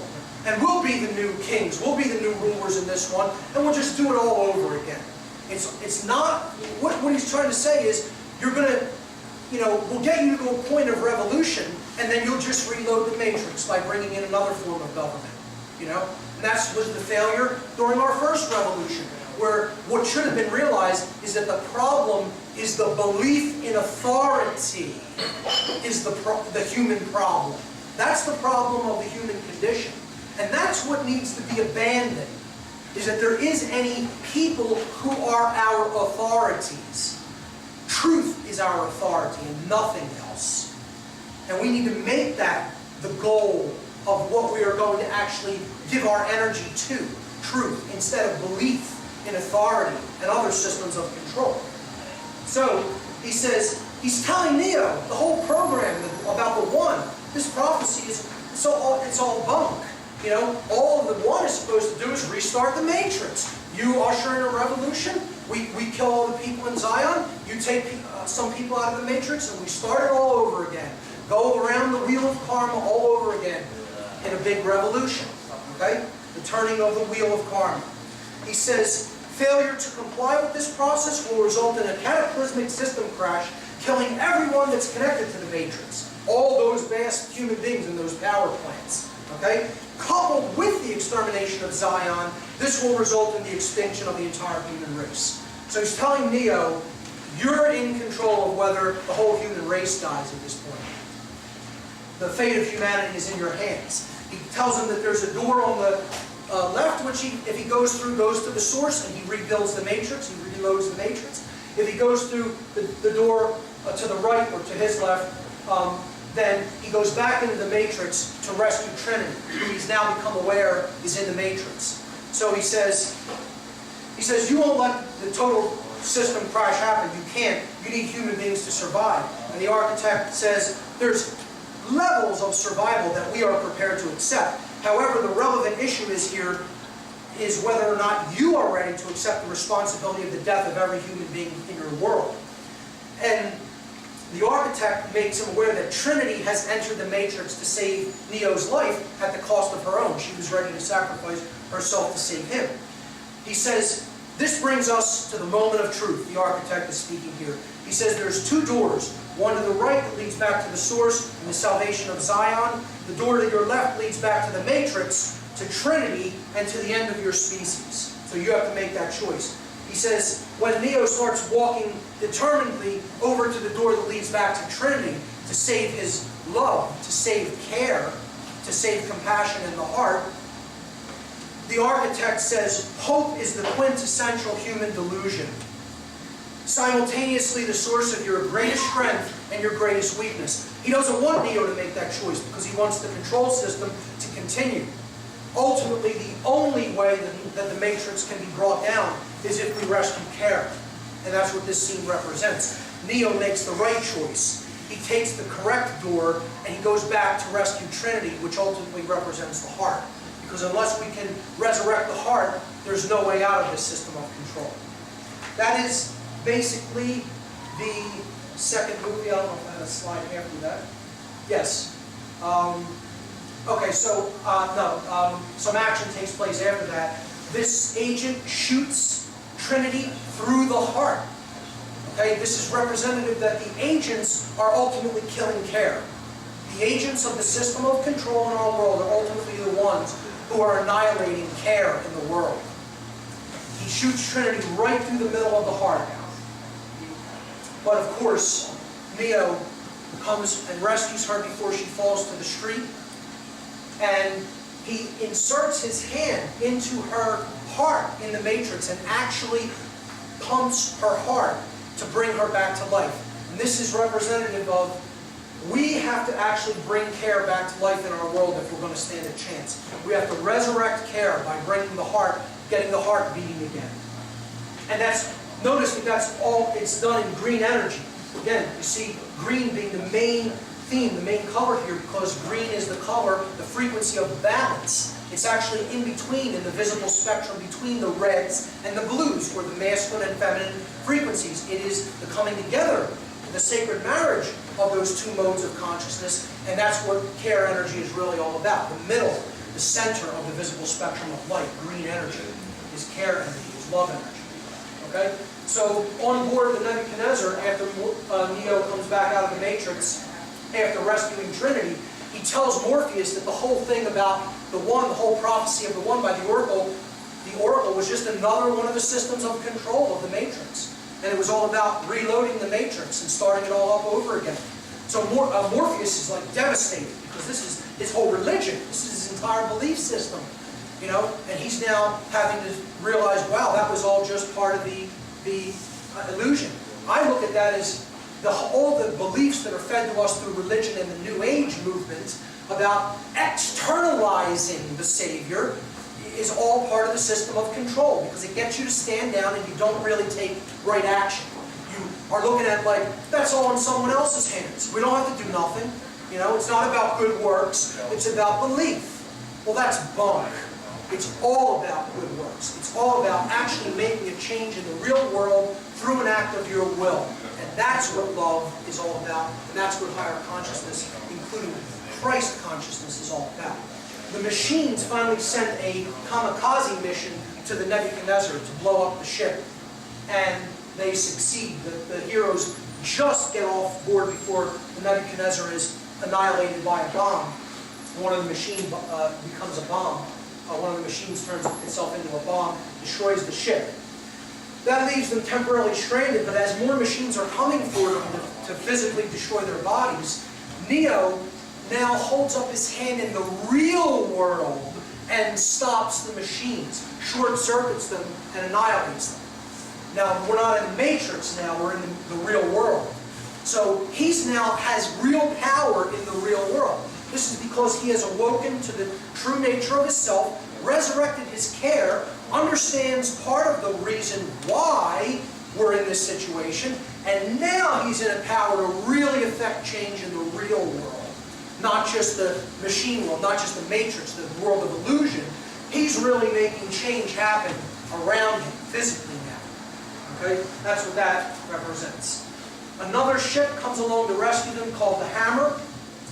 Very symbolic names. I'm not going to get too deep into them as well, but Nebuchadnezzar, the Hammer. I will talk about one of the ship names in part 3, the Logos, which is the ship that Neo takes into the machine, the heart of the machine city. At the end of the film, this burst of energy coming from Neo puts him into a coma, suggesting that the high level of consciousness that he had to employ to do that, it burned him out. You know, he might not have been ready for it, or he may not have paced himself, and it ultimately put him into a temporary state of being in a coma. So that's how the movie ends, with him being in a coma, and the ship's captains being debriefed on what happened at the first line of defense as the machines were trying to break through the defense lines into the city of Zion.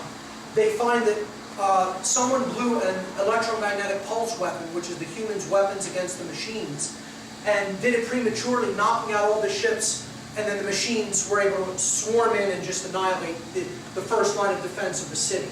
So this is the guy who did it, and they found him unconscious, also in a coma like Neo, kind of, and that was Bane, the Bane character again. And we saw that Smith took over earlier in the film. So really now, Smith's consciousness is embedded in this physical person named Bane in the real world. And the spirit of death and the virus of poisoned worldview and the poisoning of the heart and care is actually operating through this man, through his body in the real world. And he's actually right across from where Neo is at, in the other health bay on the ship. That's how the movie ends. It's a big cliffhanger. It's to be continued. I was kind of horrified by that in the movie when I saw movie number 2, because I didn't even know it was going to be continued. I thought they were going to kind of wrap this one up. And you know, when I saw it was to be continued, I was quite frustrated. So let's move to the third movie, and this is How to Get Out of the Matrix. This part is probably the least popular. And not only is it the least popular, it is most definitely the least understood of the three films. Let's jump in. Once again, sacred feminine in distress over Neo being in a coma, over right action being dead, essentially, okay, still, and the hero still asleep at the beginning. These are the first times you see them in the film, and that's what's going on. Sacred feminine, still in distress, hero still asleep. The one is still not really at his full potential. There's more that he has to wake up to. Like, what is required of us to really solve this problem? What is required is going to be discussed in this film. So, they find out from the Oracle, who now looks different because part of her code was shut down by the Merovingian, but she moved into a new body within the Matrix. So she survived, wasn't completely deleted, but the Merovingian was very upset. He controls codes that come in, programs that come in and out of the Matrix.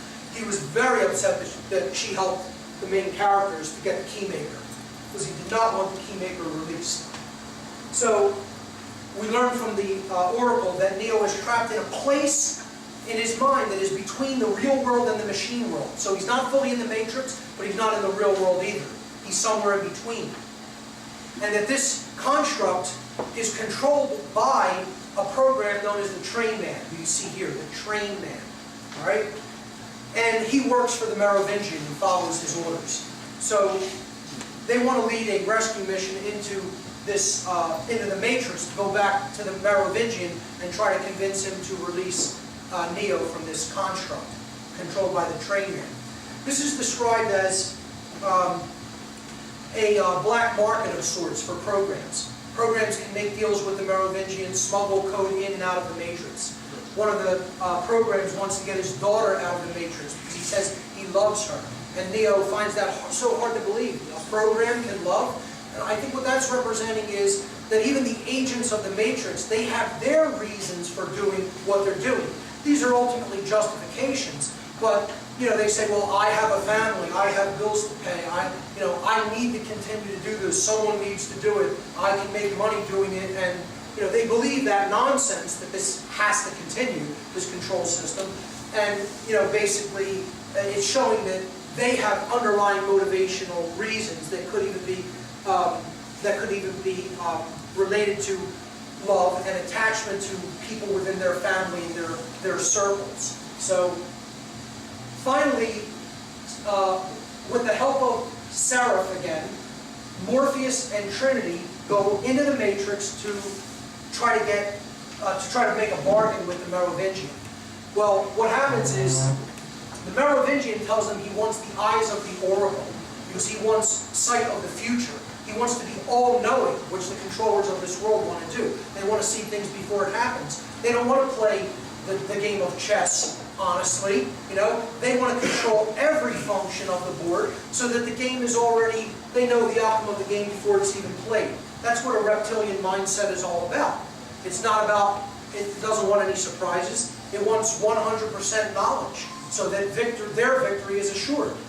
So what he's saying here is he wants the Oracle's eyes. He wants the knowledge of prophecy of the future, of what act everybody is going to make so he can come out on top.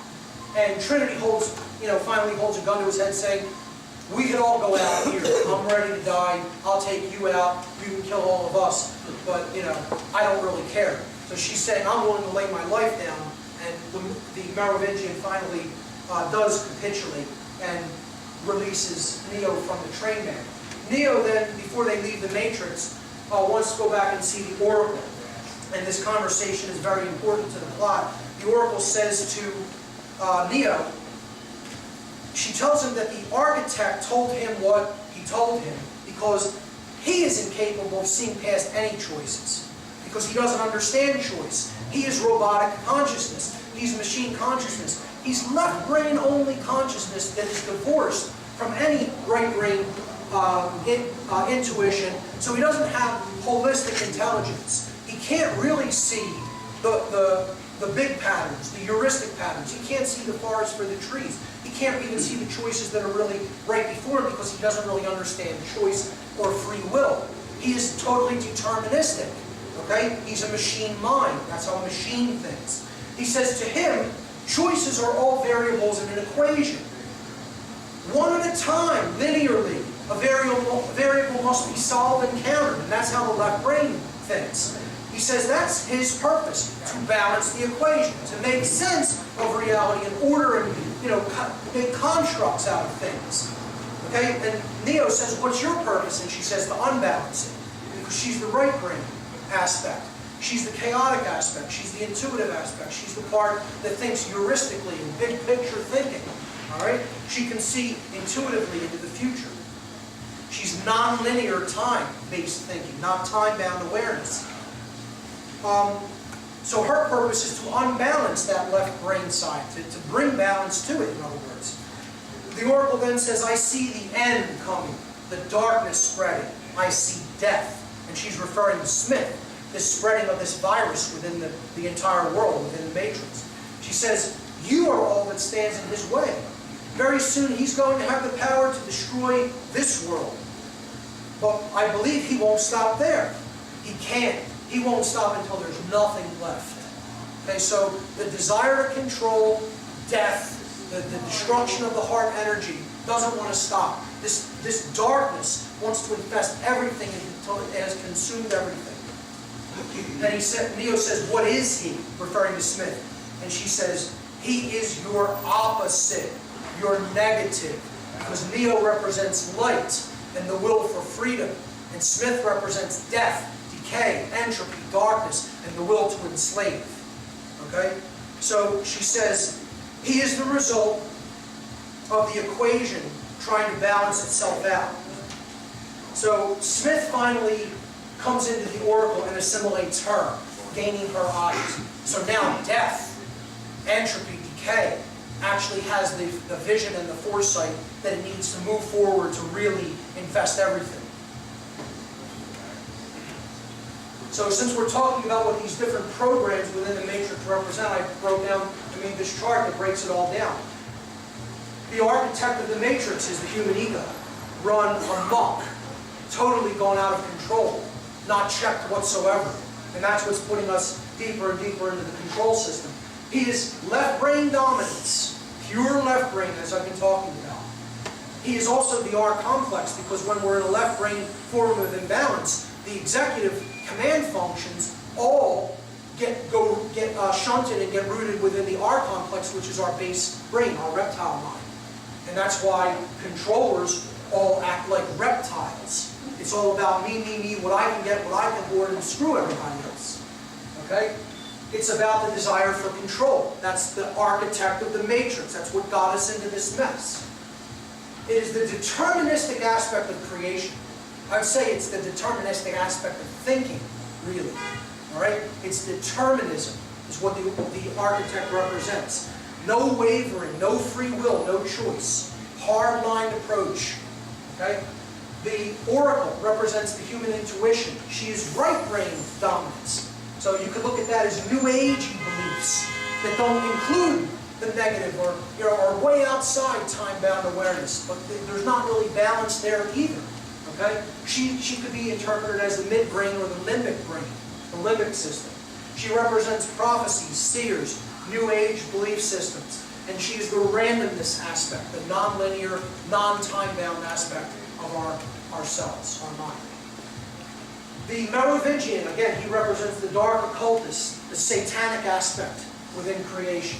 The opposer. Don't look at this as just a mythical character here. We're talking about the force that divides us from within ourselves. Satan in the original Hebrew language means the adversary, the one who opposes, the one who divides. It's divisive consciousness. It's me first only consciousness. Carnality and base desires being all you care about. You want to feed the beast. Okay? It's manipulation and deception to get what you want. That's what he represents. So the dark occultist, the quote Illuminati, the dark Illuminati, the powers that be in our world. Smith, of course, represents fear and death, spreading everywhere like a plague, like a virus, like a black cancer that infests the heart. He is poisoning, sickness, disease. That's why he goes into Bane. Bane means poison. It means the agent of death. He's a virus that is infecting us. He is darkness, decay, entropy, the breakdown.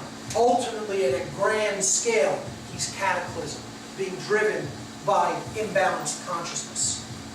All right? Those are the programs within the matrix. So, finally, the captains are discussing their strategy because they're kind of stranded outside the city of Zion. They're trying to get back in so that they can help the war effort because the machines are rapidly approaching. And in the middle of them making plans, all very, left brain, what are we going to do type plans, Neo barges into the room and says, I know what I have to do. Okay, here's what he says. He says, I know what I have to do. I need to take one of the 2 ships that are left, take it by myself, and take it to the machine mainframe, the machine city. And they look at him like he's completely mad, like he's completely insane. What he's saying is, I have to take this consciousness and bring it into the heart of the enemy. I have to get it into the heart of the people who are ultimately still powering the control system. And they're looking at him like he's completely mad. You have no weapons. What are you going to do yourself? No ship has ever gotten within 100 kilometers of the machine's defenses. You're going to do it with 1 ship yourself. They say it's a waste, you're committing suicide. Even Morpheus doesn't really speak up and is very hesitant and questioning of Neo. Finally, Morpheus's old girlfriend, Niobe, one of the captains as well, says, you can have my ship. And when Morpheus says, why are you doing that? You've never believed in the prophecy of the One. She says, I still don't. I believe in him. I believe in Neo. I believe in his power to effect change. I don't need to believe in a prophecy. Okay? So she gives him her ship and lets him take it with Trinity into the heart of the machine world, the machine city. Meanwhile, on the other ship, Bane woke from his coma and killed the medic on the other ship. And he now goes onto the ship and hides there, the ship that Neo and Trinity are going to take to the machine mainframe. He's going to try to stop them, of course. Okay? And that ship is called the Logos, which we'll get to in a moment. So Bane is now on board the Logos, and he's holding Trinity captive. Again, he represents Smith, which represents death and the destruction of care, and he's holding the sacred feminine captive. All right? Neo tries to rescue her, and he is blinded by Bane. Bane shoves an exposed electrical cable into Neo's face and burns his eyeballs out.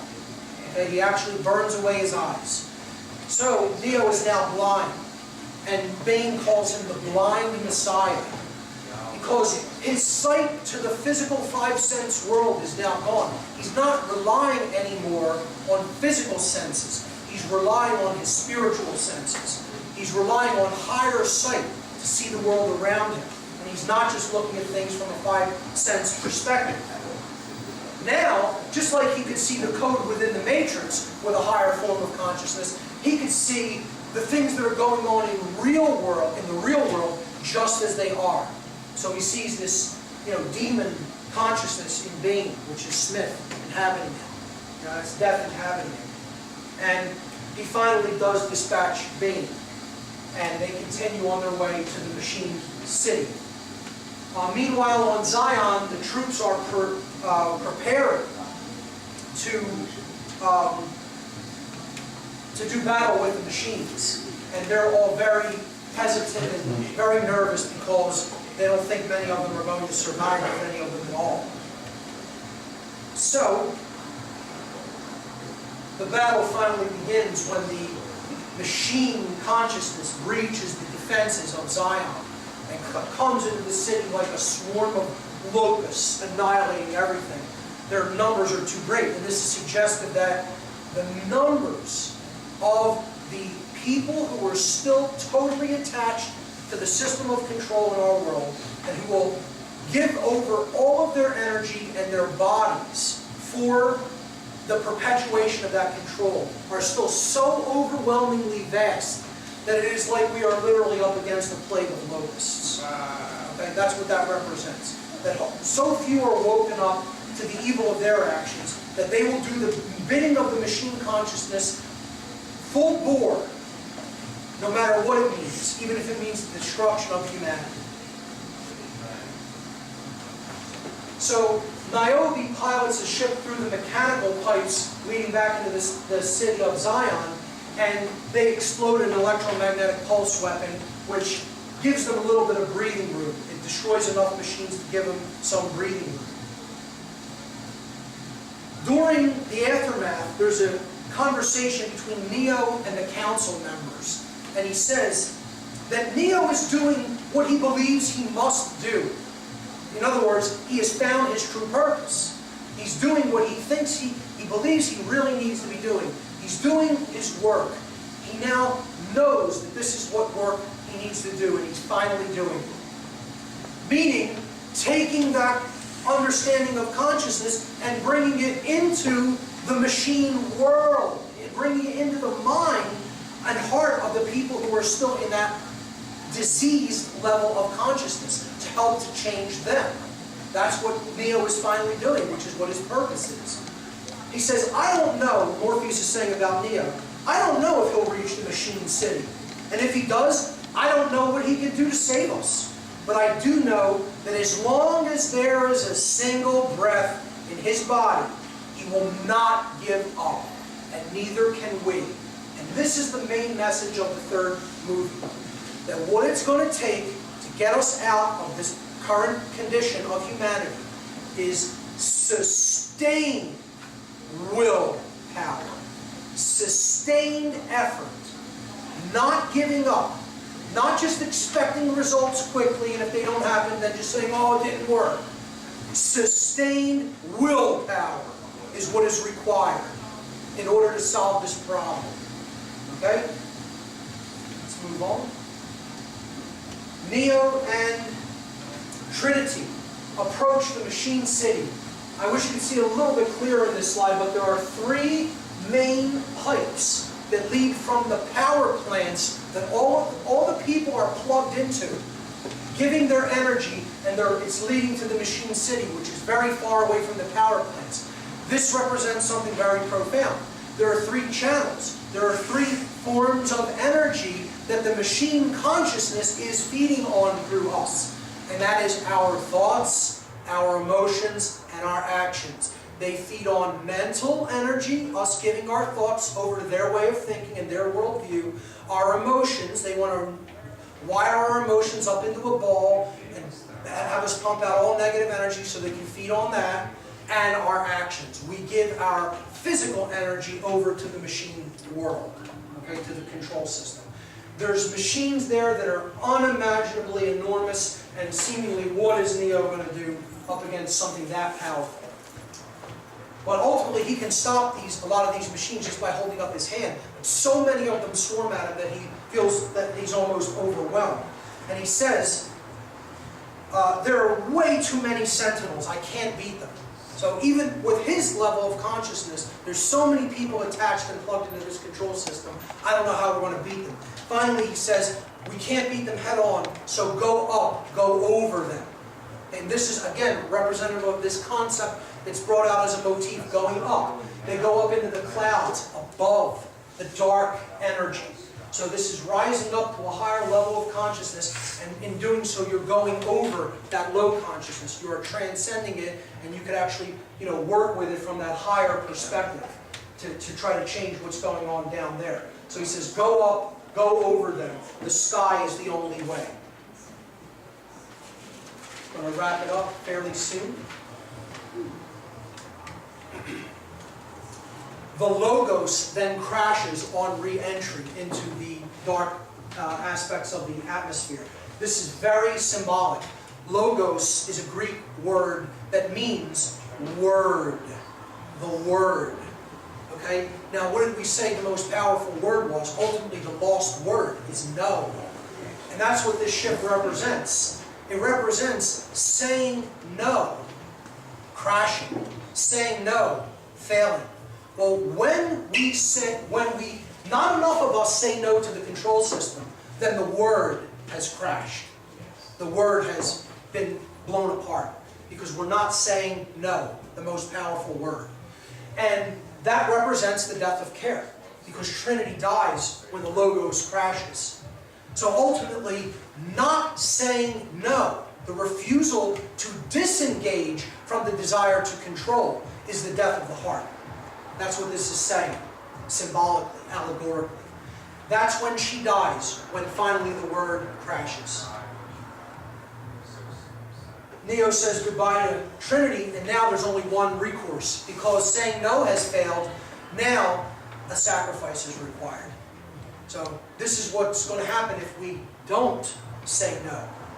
That a sacrifice is going to be required, as it once was before, and I would suggest was many times before, but it's going to be required again. We don't want to have that eventuality happen. We're trying to avert that, ultimately, by going up over them, okay? Going to the sky and changing consciousness. But if it has to be done through a sacrifice, then it will be, and a small portion will fight for the whole. So, Neo says to Deus ex machina, which is the God out of the machine, which is what this big machine is, the hive mind of the machine world. That's what it represents. You know, the totally diseased consciousness of the intellect divorced from care and wisdom and out of control and ultimately trying to dominate everything.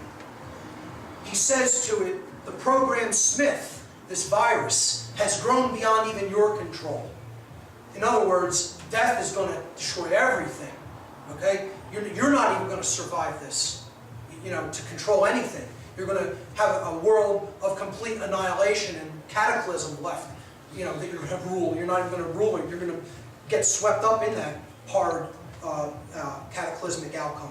He says, Smith has grown beyond your control, and soon he will even spread through this city as he has spread through the Matrix. You can't stop him, but I can.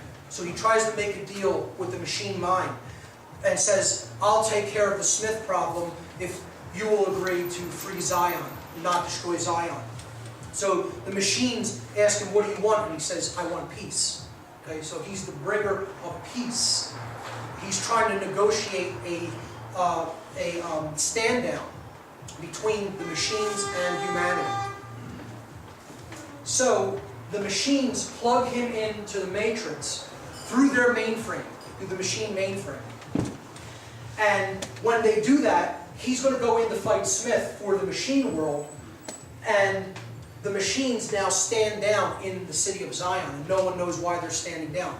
Morpheus, however, recognizes that this is something that Neo is doing, and he puts his weapon down first. He's the first person to lay down his weapon, because he's saying, I'm willing to give peace a chance. I'm willing to try to take the route of higher consciousness through Neo. Okay? So Neo goes into the Matrix to fight Smith. All of the other Smiths line up to watch it, because the one Smith who he's going to fight says, I have the eyes of the Oracle. I know everything. I know how this is going to turn out. Which is very arrogant of him, because he doesn't see, he doesn't really recognize that Neo's plugged into the machine mainframe.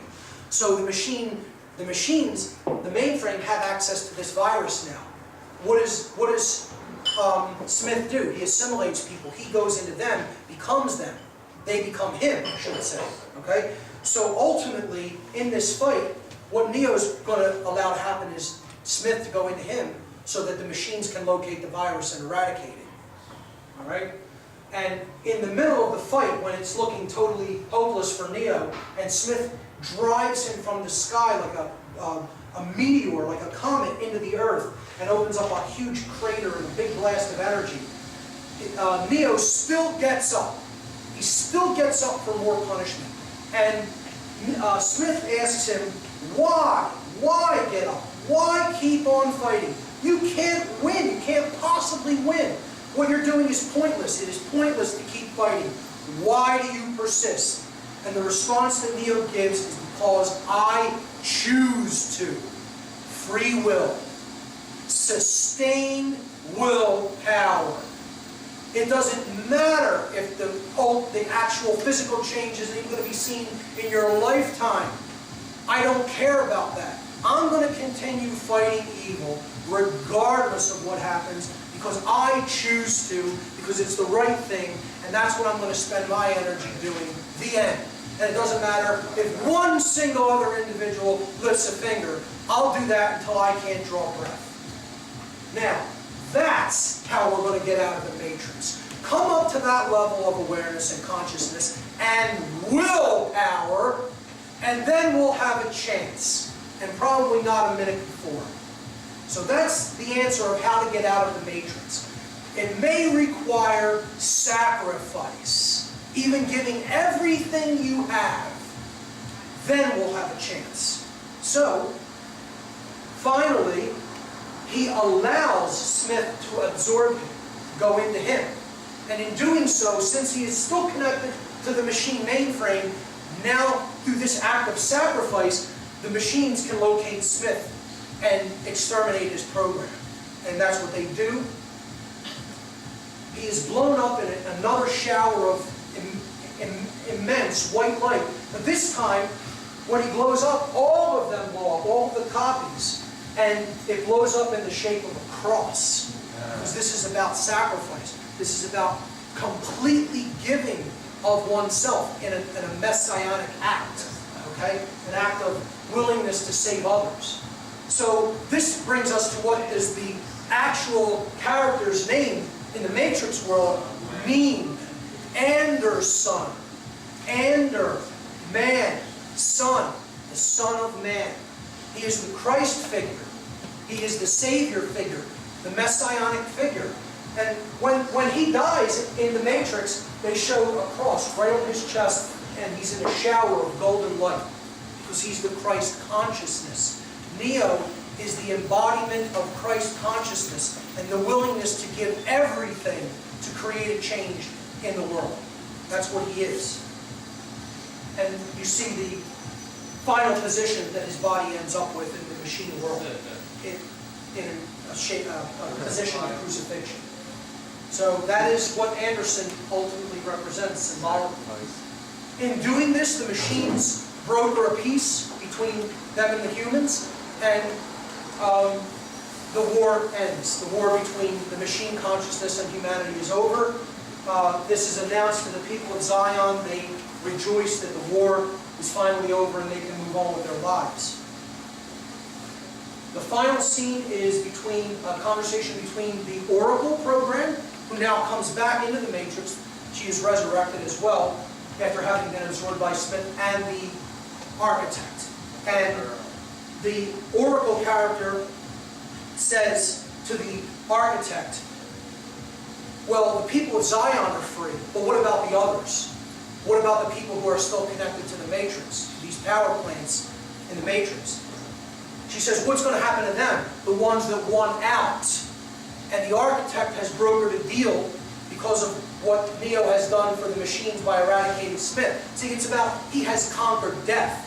That's another concept of the Messiah or the Christ. He's conquered death. He is light. He conquers darkness. So, in an act of sacrifice, that light energy has conquered the dark. And the answer that the architect gives is the profound ending message of the whole series, the whole trilogy. He says to the Oracle that the ones that won out will be freed. That is the final message of the architect in the film. He says, obviously, they will be freed. So in other words, the desire to want to get out of the system of control is where it has to all start. And that's where it will start for other people who have not yet seen the truth, but if they want it badly enough, they will be freed at some future point. And that's the message of hope that the trilogy concludes with. However, there is one other question that is what the whole trilogy is ultimately about. And I'm going to wrap up with this question and I'll leave you with it. And that is, ultimately, not even allegorically or symbolically, but in the real world, the question of this trilogy is, in the real world, who is the one? And the answer is, you are. You are. Thank you very much, ladies and gentlemen.